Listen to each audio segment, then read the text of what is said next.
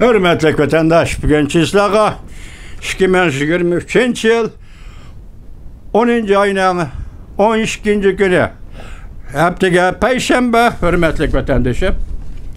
Endi sizlerge sözleydiği muhakeme, yani siz bilen birlikte muhakeme vatandaş, muhakeme kılımız.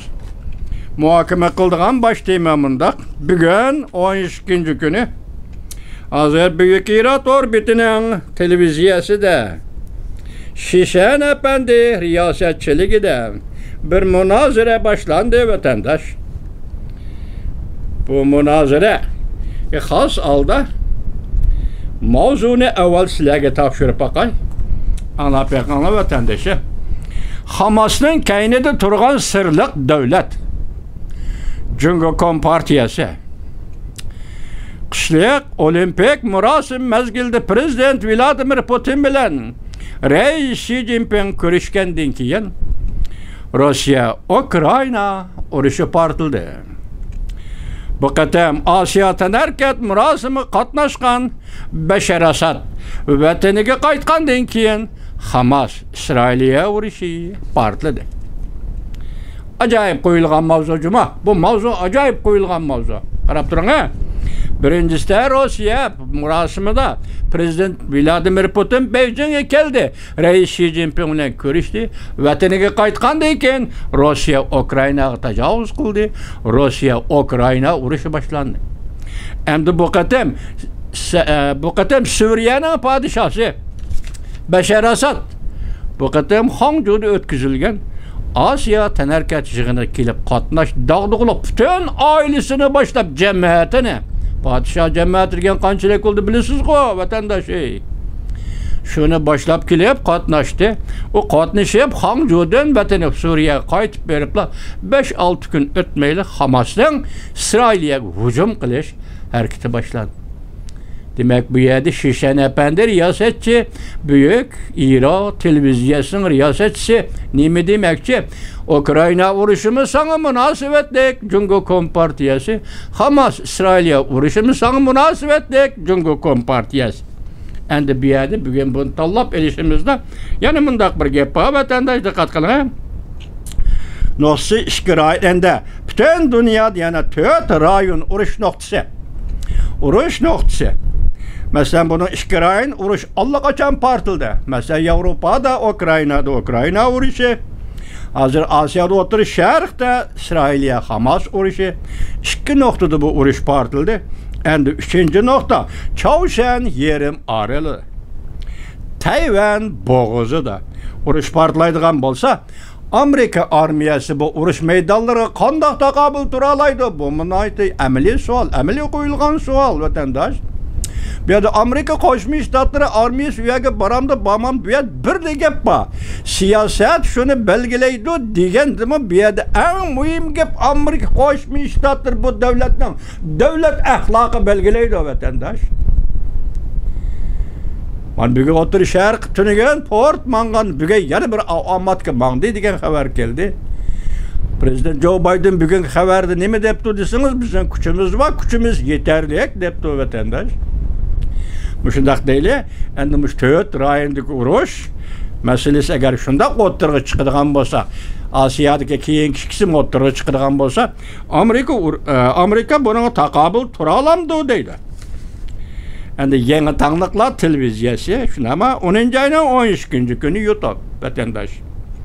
Riyasetçi Şişen Efendi münazaraga qatnashuvchilar diqqat vatandaş. Münazaraga qatnashuvchilar Büyük İran gazetining baş tahriri Gojun Hanım. Televiziya video film boshqaruvchi va ishlig'ichi Lijun Efendi. Jungoning sabaq matbuot xodimi yoki matbuot muxbiri Javlanjan. Elqet Jungoning tashqi ishlar ministrligi Javlanjan emas, bu Javlanjan. Bu yerda men bugun nima qiziqdim vatandoshim? Javlanjan Efendiga Javlanjan Efendi nima dedi desangiz? Bu dedi ki 10. ayda Rusya Jungo qo'l tutishib bir o'yin o'ynaydi. yoki bir chora yoki bir voqea yoki bir qiliq degandek shundoq bir narsani tarjima qilolmay qoldim so'zning ma'nosini. Kechiring, lug'at aqtirishga vaqtim yetmadi.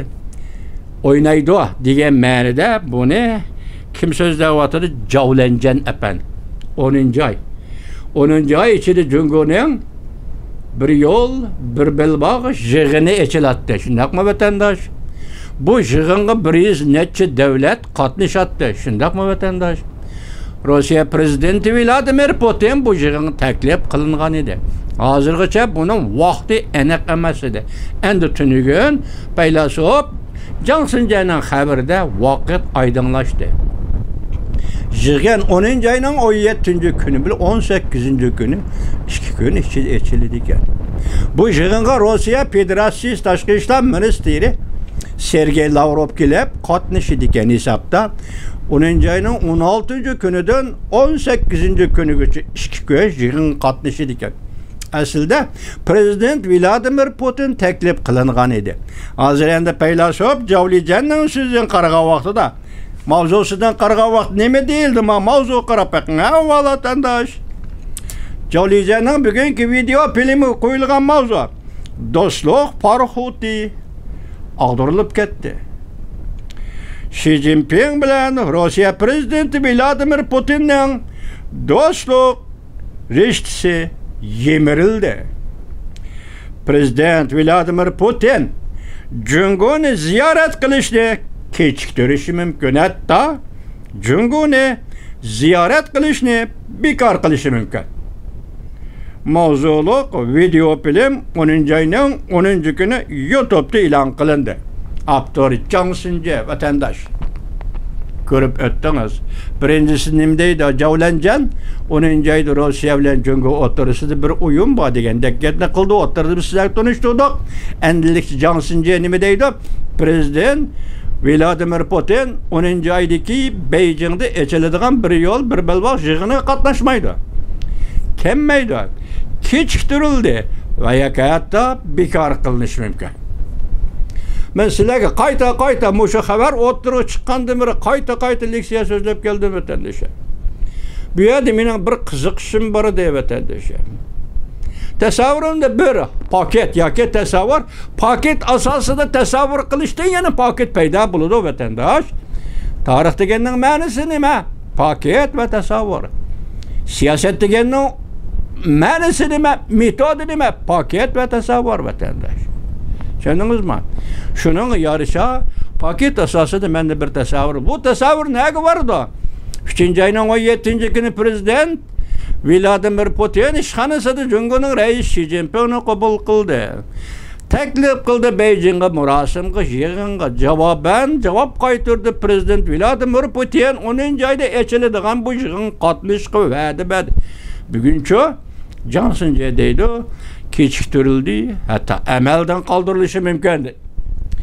Shuningdek 4-oyning 16-kuni Jungo davlat mudofaa ministri Li Shangfu Moskvani ziyorat qildi vatandoshim.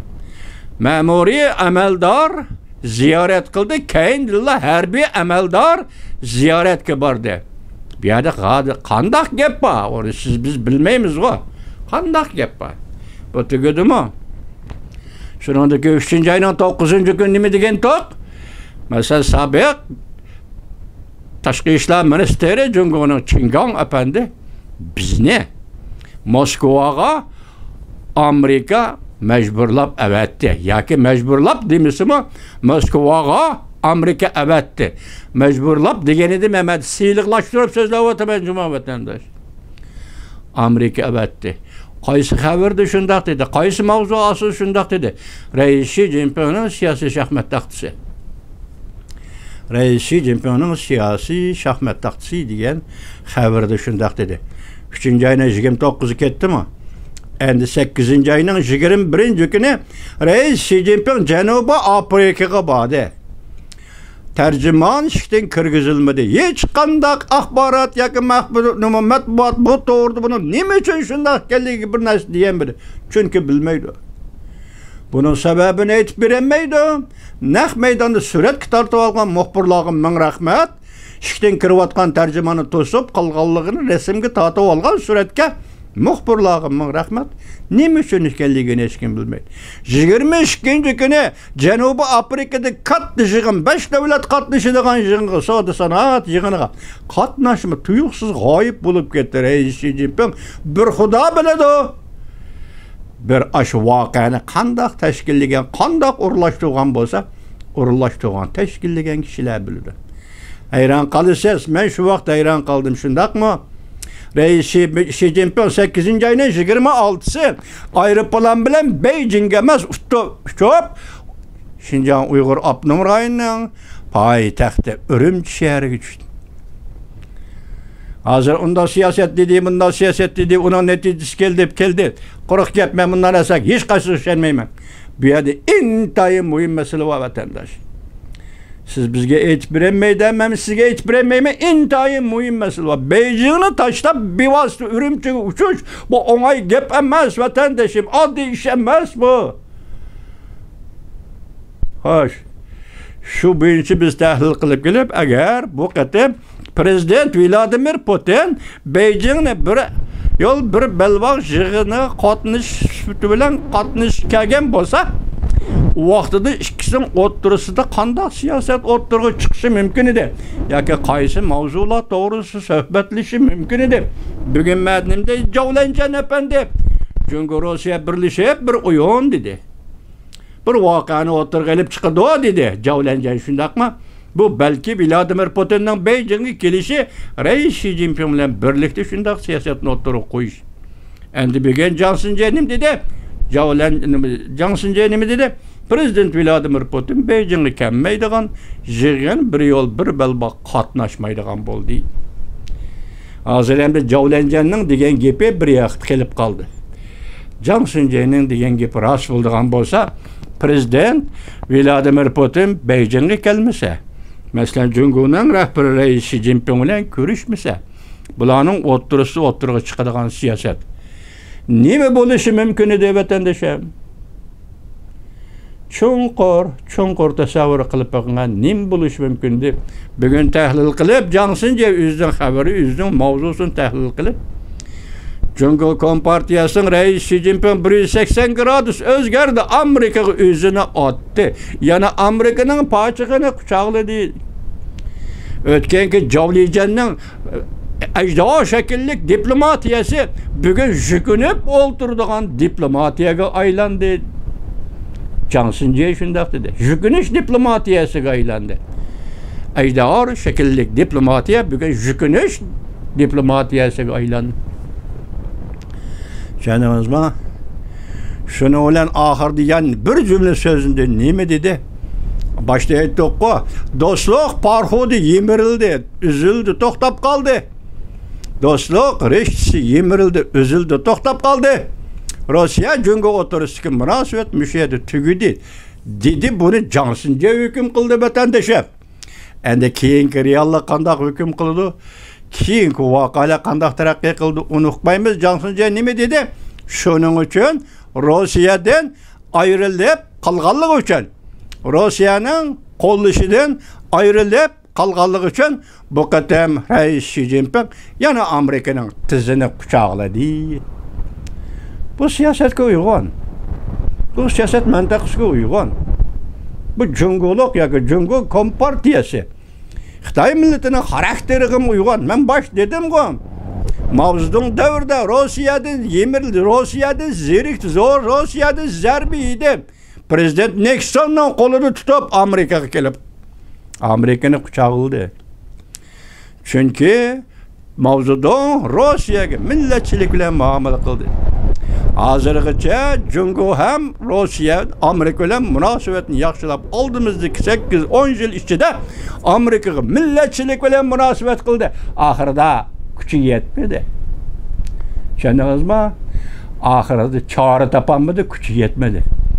Ahır qanday qildi Johnson'ca aytgandak, Javlanjanning aydor shakillik diplomatiyasi navbat Reis Shi Jinpingning yukunib o'ltirish diplomatiyasi o'zgardi. Ben şuna başta dedim, mushundaq munosabat davriga kirib kelgan bo'lsa Amerika Jungo munosabati Uyg'urning taqdiri qandoq bo'ladi? Tibetlarning taqdiri qandoq bo'ladi?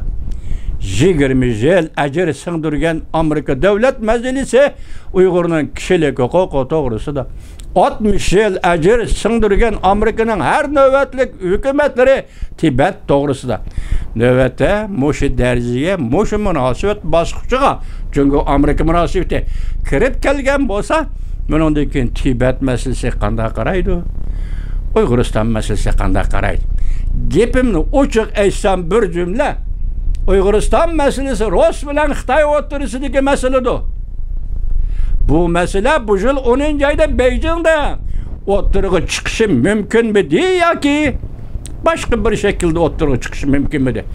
Aytib aytdim mana bu gap. Bir tasavvurimda gapni sizlar qo'ydim vatandosh. Biroq hozir prezident Vladimir Putin kelmaydigan bo'ldi Beijingga.